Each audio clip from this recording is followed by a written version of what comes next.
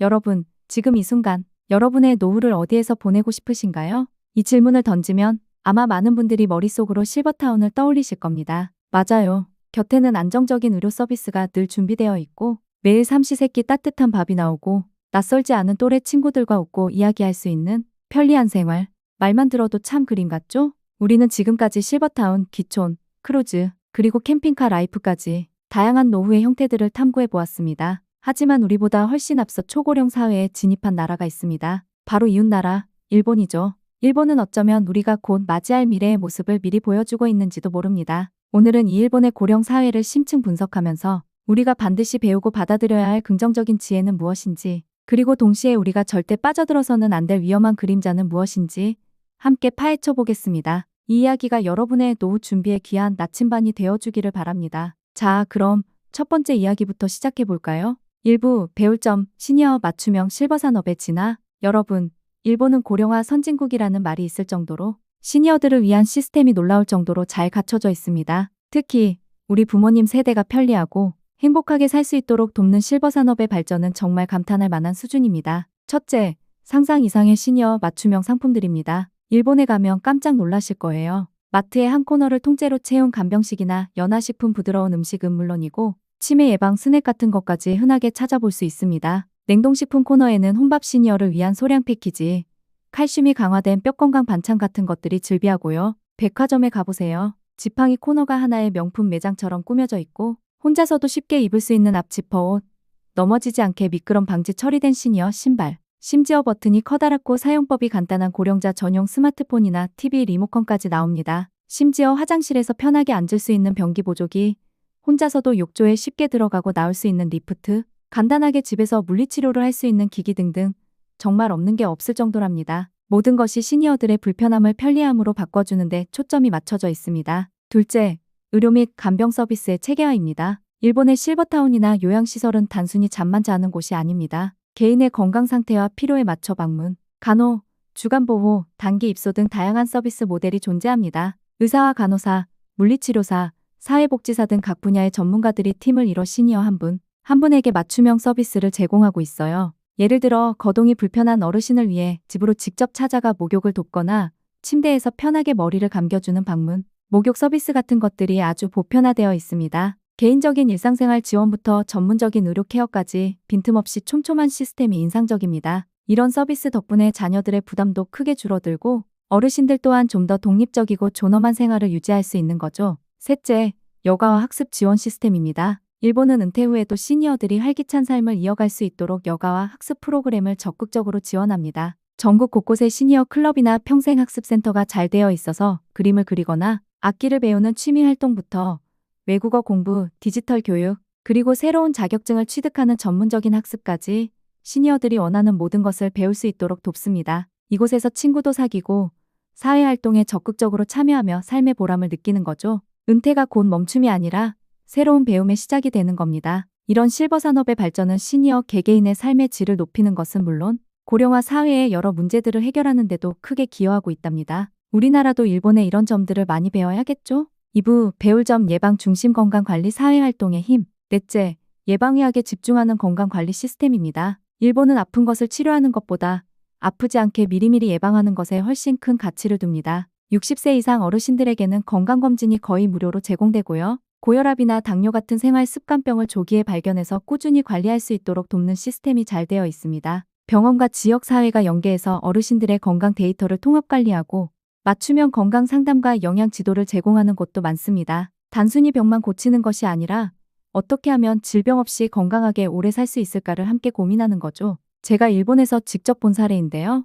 동네 공원에 가면 어르신들이 아침 일찍 나와 라디오 체조를 하는 모습을 쉽게 볼 수 있습니다. 라디오에서 나오는 구령에 맞춰 팔다리를 쭉쭉 펴고 몸을 움직이는 간단한 체조인데요. 이게 벌써 70년이 넘는 역사를 가진 일본의 국민 체조라고 합니다. 특별한 장비나 장소 없이 누구나 쉽게 참여할 수 있도록 국가적으로 장려해서 어르신들의 건강을 지키는 중요한 역할을 하고 있죠. 지역별로 실버 체육관을 운영하거나 걷기 모임, 댄스 교실 등 고령자 맞춤형 운동 프로그램을 적극적으로 제공해서 어르신들이 자연스럽게 몸을 움직이고 건강한 습관을 만들도록 유도합니다. 이런 노력들 덕분에 일본은 기대 수명도 높지만 건강 수명, 즉 건강하게 활동할 수 있는 수명도 세계 최고 수준이라고 합니다. 다섯째, 세대 공존 문화와 시니어의 사회활동 참여입니다. 일본에서는 은퇴 후에도 사회활동에 적극적으로 참여하는 시니어들을 정말 많이 볼 수 있습니다. 이들에게 사회적 역할은 삶의 보람과 직결된다고 생각하기 때문이죠. 예를 들어 지역의 마을회관이나 커뮤니티 센터에 가면 어르신들이 직접 동네 아이들에게 책을 읽어주거나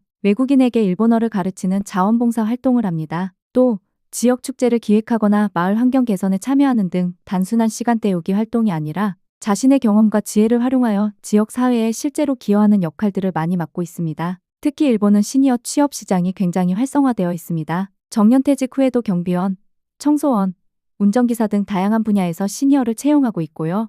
심지어 경험 많은 시니어가 젊은 사원들에게 멘토링을 해주는 프로그램 같은 것들도 있습니다. 단순히 돈을 버는 것을 넘어 사회 구성원으로서 계속해서 역할과 책임감을 가질 수 있도록 지원하는 거죠. 이는 시니어들의 자존감을 높여줄 뿐만 아니라 젊은 세대와 자연스럽게 교류하며 세대 간의 단절을 막고 함께 어우러지는 문화를 만들어간답니다. 이들이 곧 사회의 소중한 자원이라는 인식이 바탕에 깔려 있는 겁니다. 여섯째, 배리어 프리 베리어 프리 중심의 생활 인프라입니다. 일본은 교통수단부터 건물까지 시니어와 약자들이 불편함 없이 생활할 수 있도록 무장의 베리어 프리 설계가 정말 잘 되어 있습니다. 엘리베이터나 경사로가 없는 곳을 찾기 힘들 정도고요.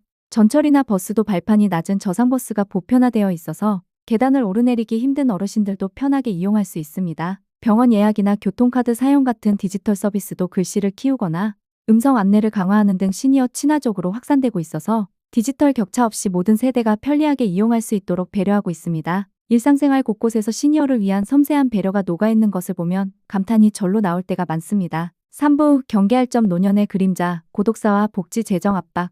여러분, 하지만 일본의 고령화 사회가 마냥 빛나는 장밋빛 그림만은 아닙니다. 그 이면에는 우리가 반드시 경계하고 미리 대비해야 할 어둡고 무거운 그림자들도 존재합니다. 첫째, 충격적인 과도한 고립 문제와 고독사의 확산입니다. 일본은 전 세계적으로도 1인 노인 가구 비율이 매우 높은 나라입니다. 통계만 보면 혼자서도 잘 사는 것처럼 보일지 모르지만 그 이면에는 심각한 고립이라는 사회 문제가 숨어 있습니다. 가족이나 친구는 물론 지역사회와의 교류까지 단절된 채 외로움 속에 지내는 노인들이 상상 이상으로 많다는 겁니다. 그리고 이는 결국 고독사라는 비극으로 이어지는 경우가 많습니다. 뉴스에서 흔히 어느 할머니가 몇 달 동안 아무도 모르게 집에서 돌아가셨다는 소식을 듣게 되는데 일본은 이러한 고독사가 사회 문제로 크게 확대되어 왔습니다. 단순히 경제적인 복지만 제공한다고 해결될 문제가 아닙니다. 그들에게 절실한 것은 바로 정서적 교류와 따뜻한 공동체의 부재입니다. 아무리 편리한 실버용품이 있어도 말벗 하나 없이 혼자 지내는 삶은 죽음보다 더 큰 고통일 수 있다는 현실을 일본 사회는 뼈저리게 느끼고 있습니다. 우리나라도 1인 노인 가구가 빠르게 늘고 있어 이 문제는 정말 심각하게 받아들여야 합니다. 둘째, 복지 재정의 심각한 압박입니다. 일본은 세계에서 가장 먼저 고령화가 진행된 만큼 장기적인 고령화가 연금과 의료비 지출에 얼마나 큰 압박을 가하는지 몸소 겪고 있습니다. 어마어마한 노인 인구를 위한 연금, 지출과 폭증하는 의료비는 국가 재정에 어마어마한 부담으로 작용하고 있습니다. 이 문제는 결국 세대 갈등으로 번지기도 합니다. 젊은 세대들은 우리가 이렇게 세금을 많이 내는데 과연 나중에 연금을 제대로 받을 수 있을까? 어르신들을 위해 우리가 너무 많은 것을 부담하는 것이 아닌가 하는 불만을 표출하기도 합니다. 줄어드는 젊은 세대가 늘어나는 노년 세대를 부양해야 하는 구조이다 보니 세대 간의 갈등은 필연적으로 심화될 수밖에 없습니다. 이것은 바로 우리가 당면할 미래의 모습이기도 합니다. 우리나라의 연금 개혁 문제나 건강보험 재정 건전성 논란이 이와 무관하지 않죠. 4부 경계할 점 과도한 장수와 상술이 들이온 그림자. 셋째, 극단적 장수 사회의 부작용입니다. 일본은 장수 대국으로 불리지만 단순히 오래 사는 것만이 능사는 아니라는 뼈아픈 교훈을 얻고 있습니다. 90세 이상 고령자 비율이 기하급수적으로 늘어나면서 의료기관과 요양시설은 이미 포화 상태입니다. 의료 난민이라는 말이 나올 정도로 병상이 부족하거나 제대로 된 돌봄을 받지 못하는 노인들이 늘고 있습니다. 이 과정에서 중요한 것은 단순히 오래 사는 것이 아니라 건강하게 오래 사는 것, 즉 건강 수명의 중요성이 극명하게 드러났다는 점입니다. 병상에 누워 의식 없이 생명만 연장하는 삶은 본인에게도 가족에게도 사회에게도 큰 부담일 수 있습니다. 존엄한 죽음에 대한 논의가 활발해지는 이유도 여기에 있습니다. 생명을 연장하는 기술이 발전할수록 삶의 질이 보장되지 않는 장수는 오히려 새로운 사회적 고통으로 다가올 수 있다는 점을 일본은 보여주고 있습니다. 넷째, 지나친 실버 산업의 상업화와 악의적인 상술입니다. 실버 산업의 발전은 분명 좋은 점이 많지만 그 이면에는 노년층을 대상으로 한 악의적인 상술과 사기 문제도 빈번하게 발생하고 있습니다. 나이 든 분들은 정보에 취약하다는 점을 악용해서 효과가 검증되지 않은 고가의 건강, 보조식품을 강매하거나 불필요한 의료 서비스를 받도록 유도하고 심지어 젊어지는 특효약, 치매 치료, 특허 기술 등 터무니없는 고가 상품을 판매하는 사기 사건들이 끊이지 않습니다. 외로움이나 건강에 대한 불안감을 파고들어 사기를 치는 이런 상술은 노인 취약층의 경제력을 착취하고 삶의 희망마저 빼앗아갈 수 있습니다. 실버 산업이 양적으로 성장하는 것만큼이나 윤리적인 기준을 세우고 소비자 보호에 힘써야 한다는 점을 일본의 사례는 명확히 보여주고 있습니다. 우리나라도 이런 악덕 상술로부터 우리 부모님들을 보호하기 위한 강력한 대책 마련이 시급합니다. 5부 한국에 주는 시사점.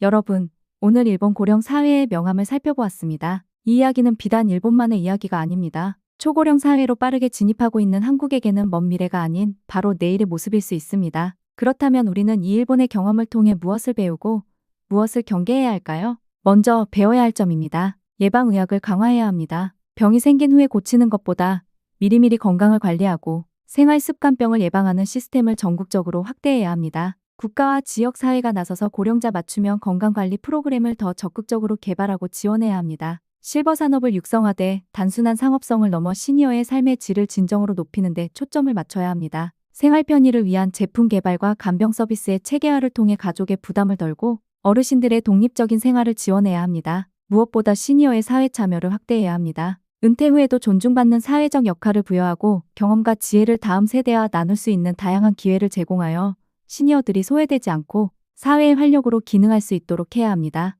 다음으로 경계해야 할 점입니다. 가장 시급한 것은 고독사 예방 시스템 마련입니다. 1인 노인 가구 증가에 맞춰 단순히 물질적인 지원을 넘어 정서적 고립을 막을 수 있는 사회적 연결망을 강화하고 지역 사회 기반의 돌봄과 관계망을 구축해야 합니다. 연금 및 의료 재정 건전성을 시급히 관리해야 합니다. 일본의 사례에서 보았듯이 이 문제는 단순히 개인의 노후를 넘어 국가, 경제와 세대 간의 갈등으로 직결될 수 있습니다. 장기적인 관점에서 지속 가능한 재정 운용 방안을 마련해야 합니다. 마지막으로 시니어 소비자 보호를 강화해야 합니다. 고령자를 대상으로 한 악의적인 상술과 사기 범죄를 뿌리 뽑기 위한 법적, 제도적 장치를 마련하고 어르신들의 정보 접근성을 높이는 교육을 통해 스스로를 보호할 수 있는 힘을 길러주어야 합니다. 여러분, 오늘 일본의 고령 사회에서 배울 점과 경계할 점을 함께 살펴보았습니다. 우리가 궁극적으로 목표로 해야 할 것은 단순히 오래 사는 사회가 아니라 건강하고 존엄하게 살아갈 수 있는 사회입니다. 나이가 들수록 더욱 중요해지는 삶의 질, 내가 아프지 않고 스스로 움직일 수 있는 건강 수명,